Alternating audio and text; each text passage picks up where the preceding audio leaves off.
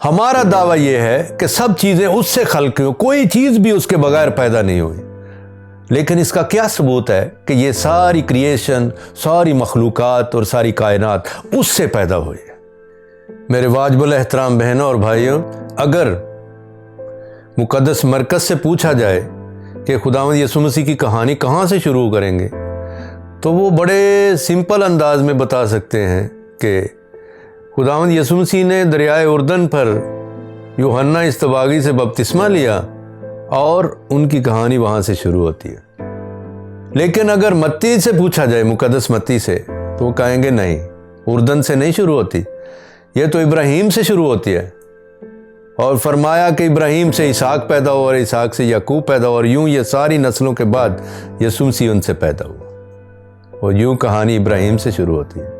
लेकिन अगर लूका से पूछा जाए, मुक़द्दस लूका से, तो वो कहेंगे नहीं, ये कहानी तो ना उर्दन से शुरू होती है और ना इब्राहीम से शुरू होती है, ये कहानी तो आदम से शुरू होती है। और जब चौथे इंजील नवीस मुक़द्दस यूहन्ना आते हैं तो उनका जवाब सुनिए, ये कहानी कहाँ से शुरू होती है। फरमाया, ये कहानी ना उर्दन से शुरू होती है, ना इब्राहीम से शुरू होती है और ना आदम से शुरू होती है। ये कहानी तो कहीं से नहीं शुरू होती, उससे सब कहानियां शुरू होती हैं। इसीलिए फरमाया, इब्तदा में कलमा था और कलमा खुदा के साथ था और कलमा खुदा था, यही इब्तदा में खुदा के साथ था। इसी से सब कुछ पैदा हुआ, एक भी चीज जो पैदा हुई उसके बगैर पैदा ना हुई। उससे तो सब कहानियां, उससे तो सब कुछ शुरू होता है। इसलिए वो शुरुआत का सरचश्मा है, वो शुरुआत की इब्तदा है, वो शुरुआत का असल है, वो शुरुआत का मस्तर है। इसलिए ना सिर्फ मुक़द्दस यूहन्ना बल्कि मुक़द्दस पौलुस कुलसियों के नाम खत में फरमाते हैं, क्योंकि उसी में सब चीज़ें, क्या आसमान में, क्या ज़मीन पर, क्या दीदनी क्या नादीदनी, खल्क की गईं। अरूश, सियादतें, रियासतें, हुकूमतें, सब चीज़ें उसी से और उसी के लिए खल्क हुई। और वो सब चीज़ों से पहले है और सब चीज़ें उसी में कायम रहती हैं। सब चीज़ें उसी से और उसी के लिए खल्क हुई, क्योंकि उसी में सब चीज़ें, क्या आसमान में, क्या ज़मीन पर, क्या दीदनी क्या नादीदनी, खल्क की गई। और मैं समझता हूँ कि जो गौर तलब चीज़ है वो सिर्फ आपके साथ शेयर करना चाहता हूँ। इसी से सब कुछ पैदा हुआ, एक भी चीज़ जो पैदा हुई उसके बगैर पैदा नहीं हुई। मैं समझता हूँ कि ये दावा कि खुदा के कलमा, जो अब्दी कलमा है और जो अज़ली कलमा है, जो मुतजस्सद हुआ और पाक माँ मरियम के बतन से पैदा हुआ और वो नासरत में पला और बड़ा और गलील में उसने बशारत दी और यहूदिया में और सामरिया में, सब इलाकों में, और गवाह हैं कि वो कलमा जो मुतजस्सद हुआ और जिस्म लेकर और यसु नासरी के नाम से सब लोगों में वो उसकी खुशबू गई, उसकी इंजील गई। हमारा दावा यह है कि सब चीज़ें उससे खल्क हुई, कोई चीज़ भी उसके बगैर पैदा नहीं हुई। लेकिन इसका क्या सबूत है कि ये सारी क्रिएशन, सारी मखलूक़ात और सारी कायनात उससे पैदा हुई है। और इसका एक ही जवाब है, अगर तो कलमा की सिफात और कलमा की जो खूबियां हैं और कलमा का जो एटीट्यूड है और कलमा मुतजस्सद का जो रवैया है और जो काबिलियत है और जो लियाकत है और कलमा की जो ख़ास अंग और रंग है, अगर वो इस मखलूक़ात में और ये सारी क्रिएशन के अंदर और सारी तख्लीक़ात के अंदर मौजूद है और अगर हर चीज़ में उसका रंग नज़र आए तो फिर उससे पैदा हुई है, और अगर उसका रंग ना नज़र आए तो उससे पैदा नहीं हुई। और मैं समझता हूँ यही नुक्ता है जिस पर गौर करने की ज़रूरत है कि क्या ये सब कुछ उससे पैदा हुआ है? क्या ये सारे हैवानात, नबातात और सारी कायनात और जितनी मखलूक़ात हैं सब उससे पैदा हुई हैं, उसी के वसीला से पैदा हुई हैं? क्या इनमें कलमा का रंग है? और ये गौर तलब है। और मैं समझता हूँ कि सबसे पहले तो पौलुस और यूहन्ना का शुक्रिया कि उन्होंने हम तक ये पहुँचाया कि कोई चीज़ भी उसके वसीले के बगैर, उसके बगैर पैदा नहीं हुई। सब कुछ, हर एक चीज़ उससे पैदा हुई और उसी में कायम रहती है। इसलिए मैं समझता हूं कि पहले देखिए कलमा मुतजस्सद हुआ और हमारे दरमियान रहा, और उसकी खूबियां, उसका एटीट्यूड, उसका अंग रंग फन और उसका सारा कुछ जो है हमने देखा, और उसका जो इंसानों के साथ रहना वो देखा, और इंसानों में उसमें जो खूबियां देखी वो देखने वाली हैं। नंबर 1, सबसे पहले नासरत गवाह है, गलील गवाह है, और यहूदिया गवाह है, सामरिया गवाह है, और कलवरी गवाह है, और मैं समझता हूं गलील की झील गवाह है कि ये कलमा जो मुतजस्सद हुआ वो उसमें सबसे बड़ी खूबी जिंदगी देना थी। जिंदगी देना और देते ही जाना और कसरत से देना, जिंदगी देना और कसरत से देना, ये एटीट्यूड, ये रवैया, ये जिंदगी देने का, ये हजूमों में भी नजर आता था, इंडिविजुअल में भी नजर आता था, एक में नजर आता था, कसरत में नजर आता था। इसीलिए हजूम आए, भूखे हुए, फिर भी उसने 2 रोटियां, 5 रोटियां, 2 मछलियां, ये सब लेकर कहा इनको सैर कर दो। क्यों? जिंदगी देने का रवैया है। जो लंगड़े, वो जो जिंदगी से आरी और जिंदगी से महरूम लोग, वो जब उसके पास आए तो वो जिंदगी पाते थे और कसरत से पाते थे। उसके अल्फाज में जिंदगी थी, उसकी चाल में जिंदगी थी, और उसकी वो जो गुफ्तगू और कम्युनिकेशन थी उसके अंदर जिंदगी थी। इसीलिए वो एक जिंदगी देने का रवैया था। इसलिए उसकी जिंदगी हवाले किया जाना था, दिया जाना था, दे दिया जाना था। बस दिया जाना ही उसकी जिंदगी है, दे देना और देते ही जाना, यही बड़ी खूबी है, जिंदगी देना। इसीलिए उसने खुद कहा था, मैं आया हूं ताकि वो जिंदगी पाएं और कसरत से पाएं। यूहन्ना 10 बाब, जिंदगी पाएं और कसरत से पाएं। इसीलिए वो जिंदगी देने वाला था। मैं आपको बताऊं, कलमा मुतजस्सद अगर जिंदगी देने वाला नहीं है तो कलमा मुतजस्सद नहीं है, क्योंकि लाइफ गिविंग एटीट्यूड यही इंकारनेशन की खूबसूरती है। लाइफ गिविंग एटीट्यूड, जिंदगी देना और देते ही जाना। और मैं आपको बताऊं, इस कायनात के अंदर, ये मखलूकात के अंदर और जितना कुछ भी है, इसके अंदर सबसे बड़ी खूबी जो कलमा मुतजस्सद की वजह से और जिसके वसीले से सब कुछ पैदा हो, उसका रंग और ढंग इसके अंदर मौजूद है। वो जुनून और शौक जिंदगी देने का, वो इसकी हर चीज के अंदर मौजूद है। और वो कैसे है, ये देखने वाला है। क्या?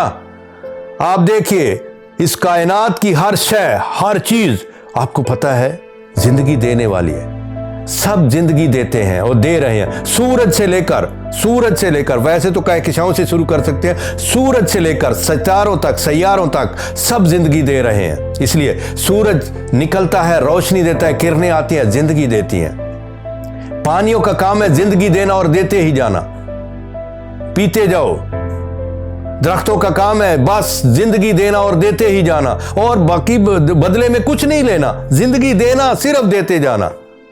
खुदा के मुतजस्सद कलमे का यही एटीट्यूड है, जिंदगी देना और देते ही जाना, और बदले में कुछ नहीं लेना, जिंदगी देना। इसीलिए जो कुछ उससे पैदा हुआ, उसके वसीले से पैदा, उसके अंदर ये रंग मौजूद है, जिंदगी देना और देते ही जाना। हवाओं में रंग है जिंदगी देने का और देते ही जाना। अरे ये जितनी जो पानी है उनके अंदर रंग है जिंदगी देना और देते ही जाना। मखलूकात के अंदर ये रंग है जिंदगी देना और देते ही जाना। अरे इंसान के अंदर भी ये रंग मौजूद है, जिंदगी देना और देते जाना, ये एटीट्यूड मौजूद है। लेकिन जब वो बालिग होता है तब उसका ये सबूत मिलता है कि वो जिंदगी देने वाला है। उसके अंदर ये रखा गया है, ये खूबी रखी गई है, ये खसलत और ये जो रवैया है ये रखा गया है। और उसके अंदर ये जिंदगी, असल में जिंदगी रखने का मतलब ही जिंदगी देना है। वो जिंदगी नहीं रखता जो जिंदगी दे नहीं सकता। इसलिए जिंदगी देना ही जिंदगी रखना है। और इसीलिए कायनात की, मखलूकात की हर शय के अंदर, हर जिन्स के अंदर, हर रंग के अंदर जिंदगी है। और जिंदगी देने की वजह से, क्योंकि जिंदगी, जमीन आपको पता है जिंदगी देते रहती है, दी जाती है, इसीलिए तो खत्म नहीं हुई। हवाएं जिंदगी देती रहती है, इसीलिए तो खत्म नहीं हुई। अरे सूरज जिंदगी देता रहता है, इसीलिए तो खत्म नहीं हुआ। जो जिंदगी देने वाला है वो कभी खत्म नहीं होता। इसीलिए मैं आपको बताऊं, जिंदगी देने से ही इंसान जिंदा रह सकता है, और जिंदगी देने से ही कलमा मुतजस्सद से पता चला, जिंदगी देने से ही वो जिंदा होता है और मरकर भी जिंदा होता। इसीलिए मैंने कहा सबसे बड़ी खूबी जो कलमा मुतजस्सद किया वो जिंदगी देने की है और देते रहने की है। इसीलिए बाकी चीजें जो मखलूक से बनी है उनके अंदर भी ये रवैया और एटीट्यूड मौजूद है। दूसरी बड़ी खूबी वो है शिफा देने की। कलमा मुतजस्सद हुआ, गलील गवाह है, नासरत गवाह है, और यहूदिया गवाह है, सामरिया गवाह है, सारे इलाका जात जो फ़लस्तीन के गवाह हैं कि कलमा मुतजस्सद हुआ तो जो उसके पास आया उसने शफा पाई, जिसने उसको छुआ उसने शफा पाई, जिसको उसने छुआ उसने शफा पाई। हर किस्म के बीमार उसके पास लाए गए, सुबह से शाम तक लाए गए, अरे हजूमों के हजूम लाए गए और सबको शफा मिली और कसरत से मिली। इसलिए कोई बीमार उसके दर से खाली नहीं गया। क्यों? क्योंकि वो कलमा मुतजस्सद है। और शफा देना, ज़िंदगी को बहाल करना, ज़िंदगी को असर नौ बहाल करना, ज़िंदगी को उसकी क़यामत के साथ उसको असर नौ कायम करना, ज़िंदगी को बहाल करना और ज़िंदगी को शफा देना, ये कलमा मुतजस्सद का काम है। और यही काम हर मखलूक़ात और जितनी क्रिएशन है उसके अंदर मौजूद है, क्योंकि उससे बनी है, उस कलमा से बनी है, उस कलमा की वजह से वजूद में आई है। और उसकी सिफ्त और उसका रंग और उसका एटीट्यूड, उसका फ़न, उसका शौक़, उसका जुनून उसके अंदर मौजूद है। उसके अंदर जो वजद है, शफा देने का जो एटीट्यूड है वो उसके अंदर मौजूद है। शफा देने की सिफ्त वो हर चीज़ के अंदर मौजूद है। और वो किस तरह है आप जानते हैं, कमाल की बात है। हर पौधे के अंदर, हर शय के अंदर, हर एलिमेंट, हर अंसर के अंदर जो कायनात का उसके अंदर शफा मौजूद है। सूरज की किरणों के अंदर शफा मौजूद है, अरे पानी के अंदर शफा मौजूद है, अरे हवाओं के अंदर शफा मौजूद है, ऑक्सीजन के अंदर शफा मौजूद है। और आप जानते हैं कि ये किसी की खाल में, किसी की छाल में, किसी की जड़ों में और किसी के पत्तों में, किसी के तने में, किसी के गूदे में और ख़ास तौर पर किसी के बीजों के अंदर शिफा रख दी है। क्यों? आपको पता है ये डॉक्टर साहबान, ये मेडिकल वाले क्या करते हैं? जो शफा कुदरत ने फितरत के अंदर और फितरत की चीज़ों के अंदर रख दिया, उसी को शफाओं के अनासर को जमा करके तो पेश करते हैं। इसीलिए उनकी गोलियों में, उनकी दवाइयों में भी शफा होती है, क्योंकि कुदरत ने फितरत के अंदर शफा रख दिया, क्योंकि कलमा मुतजस्सद से बनाई गई है, पैदा की गई, इसलिए उसके अंदर भी शफा देने की सलाहियत मौजूद, हर शय में शफा देने की सलाहियत मौजूद। इसीलिए ना सिर्फ उनको दूसरों को शफा देने बल्कि सेल्फ हीलिंग की शफा की खूबी मौजूद है। क्यों? क्योंकि हर चीज़ अपने आप को खुद हील भी करती है।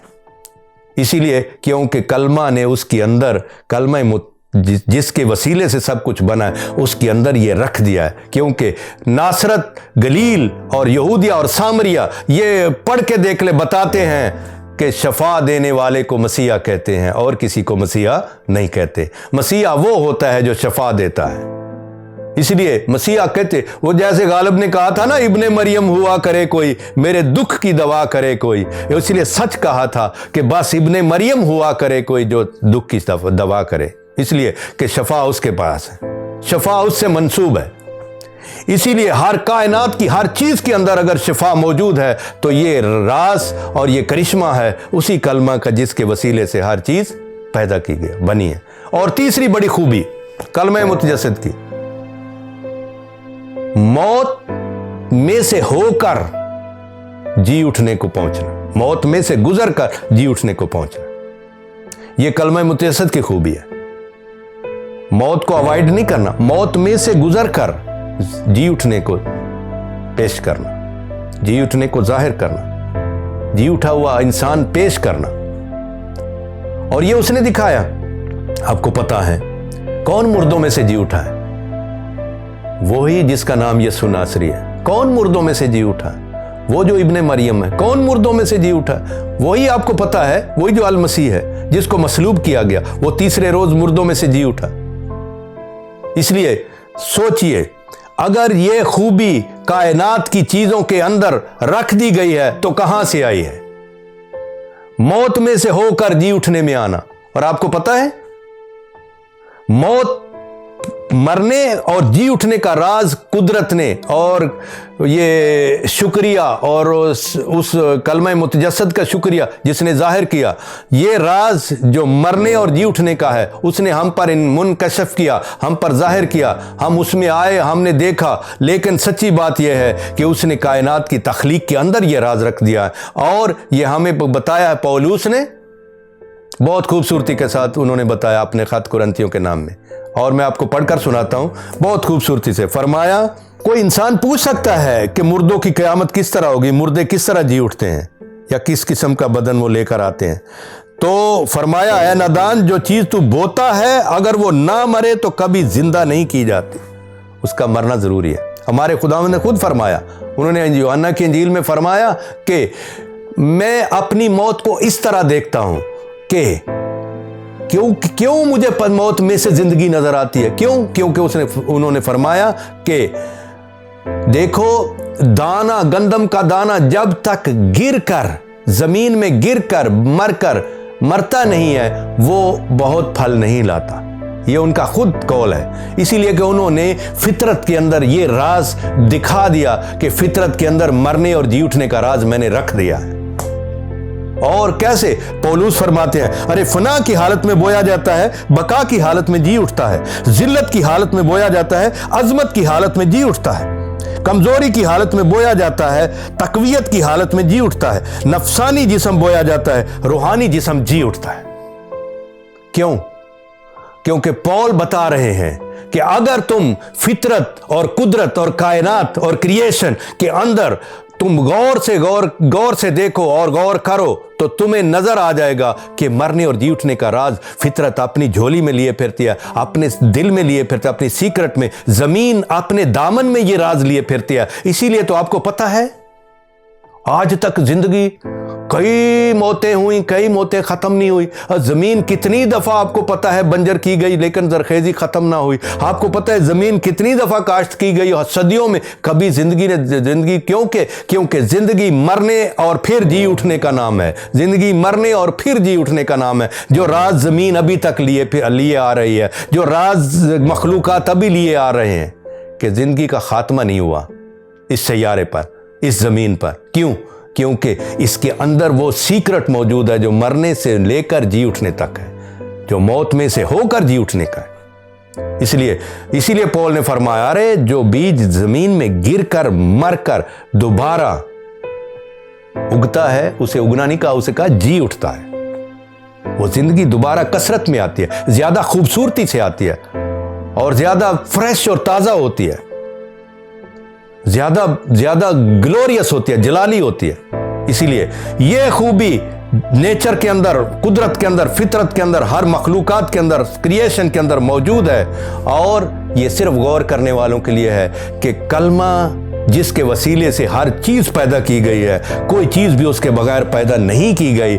उसने अपना रंग, अपना अंग और अपना एटीट्यूड और अपना जुनून और अपना शौक और अपना खास तौर पर जिंदगी देने का जो एक्सटेसी है वो उसके अंदर रख दिया है।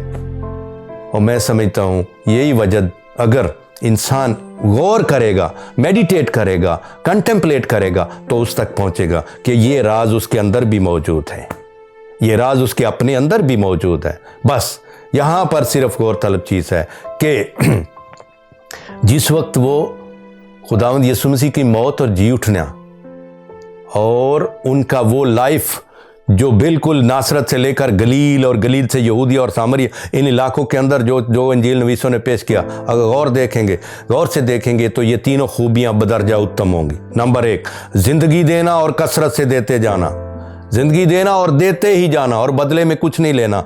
यही रंग और यही जुनून और यही ख़ास तौर पर ये एटीट्यूड उन्होंने, उसकी वजह से हर एक चीज़ और हर एक मखलूक के अंदर मौजूद है। ज़िंदगी देना और ज़िंदगी में खुशी महसूस, देने में खुशी महसूस करना।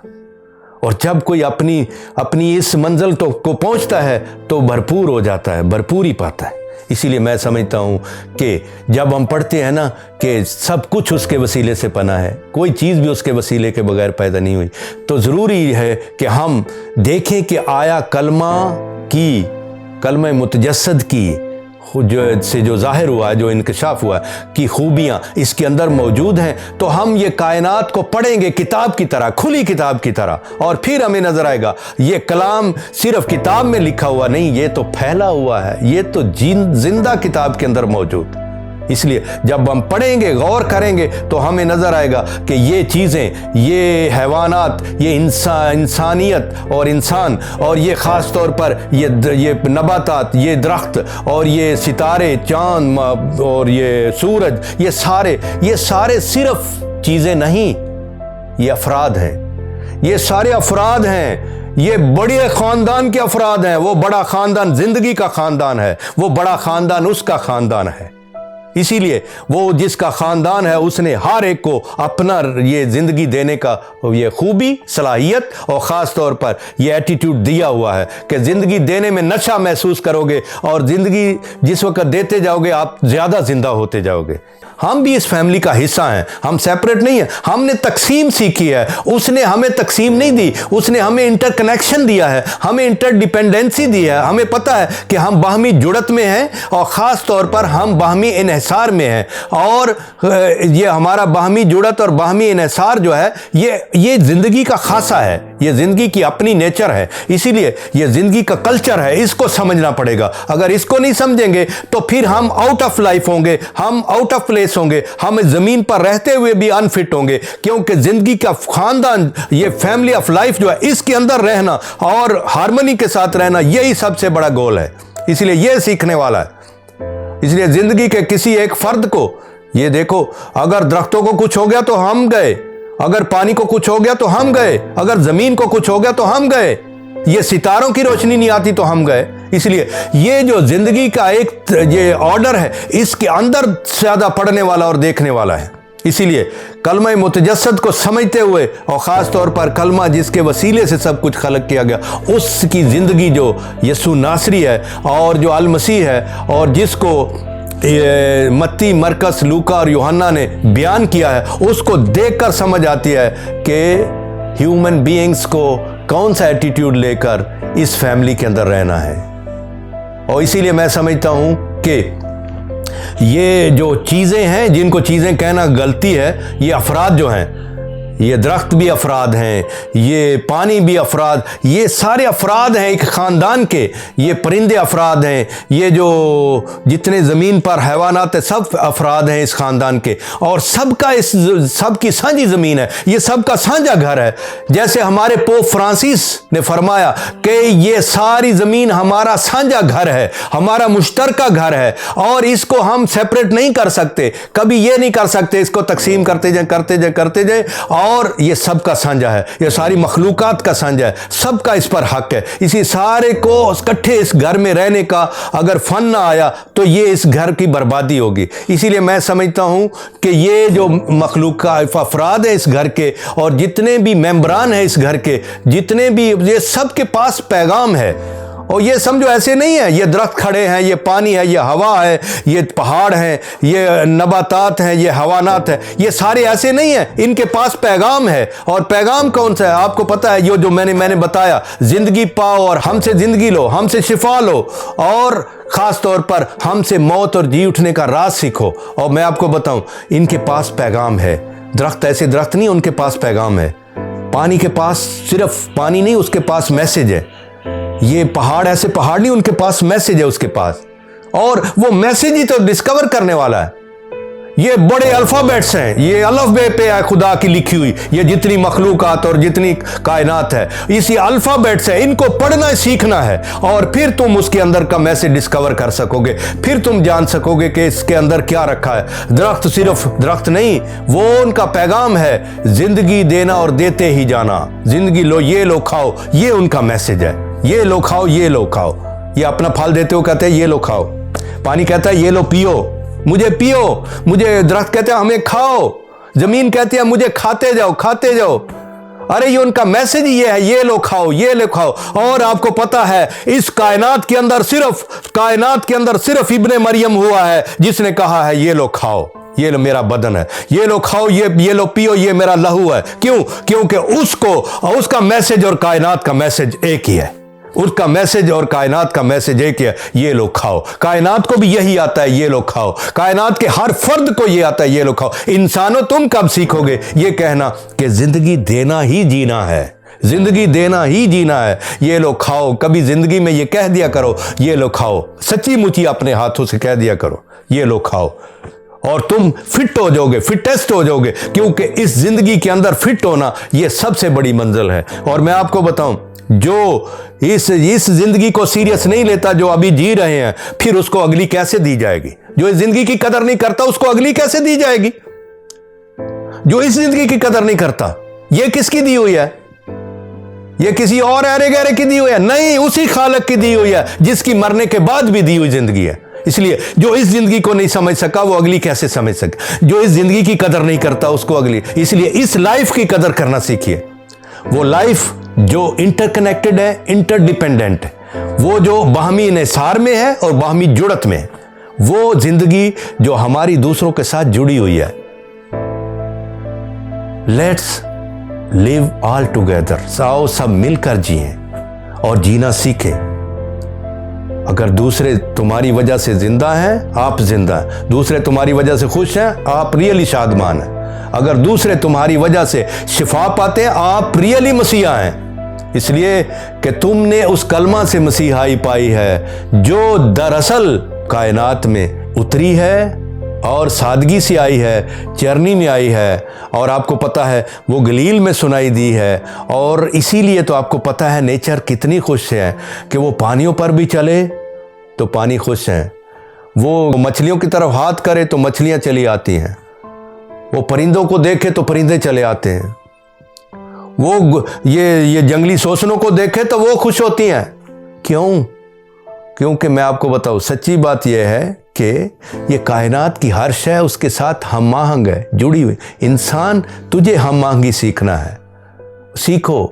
नफरत इसको रास नहीं है, इस कल्चर ऑफ लाइफ को रास नहीं है, नफरत इस नेचर को रास नहीं है, सब मोहब्बत रास है। इसलिए मोहब्बत का पैगाम जिसके पास है वो ही फिट है इस जिंदगी के अंदर, और वो ही इस नेचर के अंदर फिट है। इसलिए मैं आपको बताऊं, बहुत सारी सिफतें हैं कलमा मुतजस्सद की जो इस कायनात के अंदर मौजूद है, क्योंकि ये बनी उसके वसीले से। इसलिए मैं समझता हूं सबसे अहम चीज़ ये है कि गौर कीजिए इन बड़े अल्फ़ाबेट्स पर, इन बड़े अलफ़बे पे जो खुदा के लिखे हुए हैं, जो ये सारी कायनात जो है ये सिर्फ बली खुली किताब है। इस पर गौर करना सीखिए, आप पहुंच जाएंगे। और आपको मैं बताऊं, राज आप तक खुद आएगा, वो खुद आएगा, वो तो खुद वजदान में है। आप तक पहुंचने के लिए सिर्फ आप आंखें उघेड़, सिर्फ आप उस मस्ती के अंदर आए। वो कौन सी है? ये लो खाओ, कहिए ये लो खाओ, अपने हाथों से, अपनी रोटी से, अपनी वो जो है ना नवाला, उसमें से लेकर कहो ये लो खाओ। किसी भूखे को, किसी प्यासे को कहो ये लो। मखलूकात को बांटो, उनकी जिंदगी दो, उनको जिंदगी दो, उनको जीने दो, फिर देखो जिंदगी कैसे तुम्हारे लिए कसरत में बदलती है। इसलिए मैं समझता हूं कि जिस तरह यूहन्ना और पौलुस ने फरमाया कि सब कुछ उसके वसीले से बना है, कोई चीज भी उसके वसीले के बगैर पैदा नहीं हुई। इसमें आपके लिए खुशखबरी है। वो क्या? कि तुम कलमा की वजह से बने हो, कलमा की वजह से पैदा हुए हो। तुम में ये खूबी और सलाहियत है जिंदगी देना। मैं आपको बताऊं, आसान सी बात है। जब तुम सिर्फ ये जान देने की बात नहीं है, जान देने से पहले कई दफा जान देनी पड़ती है। आपको पता है कलवरी एंड पे आता है, लेकिन उससे पहले जान देने का और जिंदगी देने का अमल जारी रहता है। वो कैसे? आपको पता है, जब आप जिस तरह किसी से गुफ्तगू करते हैं उससे पता चलता है ये जिंदगी देने वाली गुफ्तगू है या जिंदगी किल करने वाली गुफ्तगू है। आप किसी के साथ मुस्कुराते हैं या गुस्सा होते हैं, उससे पता चलता है जिंदगी देने का एटीट्यूड है या जिंदगी मारने का एटीट्यूड है। और अगर आप किसी के साथ, फर्ज करो किसी को पानी का गिलास देते हैं, ये सिर्फ पानी देना नहीं, ये अपनी जिंदगी देना है। आप अपने हिस्से की रोटी किसी को देते हैं, ये जिंदगी देने का अमल है। इसलिए जिंदगी देने का फन और जिंदगी देने का आर्ट कलमा से मिला है और तुम्हारे अंदर मौजूद है। इसको परवान चढ़ाएं और देखें, आप भी ऐलान करोगे कि मैं भी उसी के वसीले से पैदा किया गया हूं और उसी के वसीले में कायम, उसी की वजह से कायम। मेरी दुआ है खुदा हमें कलमा मुतजस्सद, जिसकी वजह से सब कुछ बना है, जिसके लिए सब कुछ बना है और जिसके वजह से सब कुछ कायम है, उसके साथ ये उसके अंदर का जो प्यार और खूबियां हैं वो हमें अता फरमा दे, हम में उजागर करे, ताकि हम दूसरों को जिंदगी देने वाले, दूसरों को हील करने वाले, दूसरों को शफा देने वाले और ख़ास तौर पर ये मौत के लिए नहीं बल्कि ज़िंदगी के लिए, ज़िंदगी की फरावानी के लिए जिए और कसरत से दूसरों को दें। ज़िंदगी के खात्मे में खुशी ना महसूस करें, ज़िंदगी को बढ़ाने में और ज़िंदगी को आगे देने में ज़्यादा खुशी महसूस करें। कलमा मुतजस्सद आप में जलाल पाए और कसरत से पाए, ज़िंदगी पाओ और कसरत से पाओ। आमीन। God bless you.